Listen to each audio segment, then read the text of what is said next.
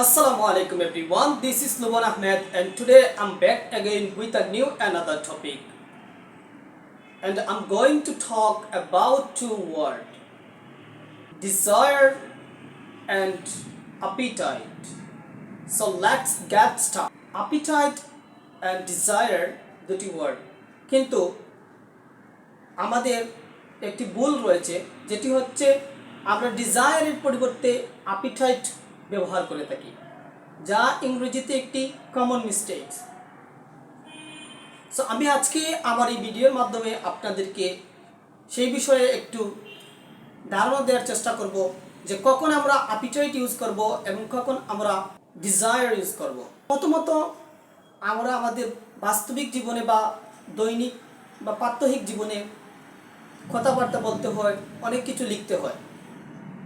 যখন আমরা কোনো কিছু করতে যাব তখনই আমাদের মধ্যে একটি অনীহা চলে আসে বা এই ধরনের একটি অনুভূতি তৈরি হয়। অনেকেই বলে থাকি যে আমার পড়ালেখা করতে মোটেই ইচ্ছে নেই, আমার কাজ করতে মোটেই ইচ্ছে নেই, বা আমার কোথাও যেতে মোটেই ইচ্ছে নেই।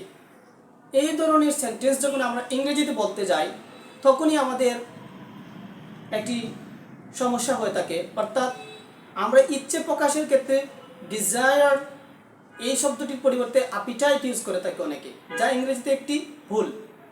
ফর অ্যান এক্সাম্পল, যেমন আপনি বলছেন I have no appetite at all to study, অর্থাৎ আপনি বোঝাতে চাচ্ছেন আপনার পড়ালেখা করতে ইচ্ছে নেই, কিন্তু আপনি এখানে ওয়ার্ডটি ইউজ করছেন অ্যাপিটাইট।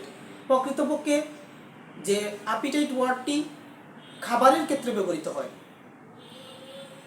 তাই আমাদেরকে অ্যাপিটাইট ইউজ করা বর্জন করতে হবে এবং সঠিক word I have desire at all to study or I have no desire at all to study, এই ওয়ার্ডটি ব্যবহার করতে হবে।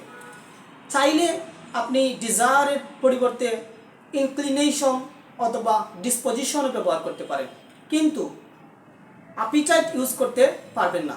সো অ্যাপিটাইট ইউজ করা থেকে নিজেকে বিরত রাখুন এবং সঠিক ওয়ার্ড ডিজায়ার ইউজ করে সঠিক বাক্যটি তৈরি করুন। I hope guys you have understood. If you think that this video is really informative, so please subscribe my channel and like, share with your friends, family. Until then, Allah Hafiz. Assalamu alaikum.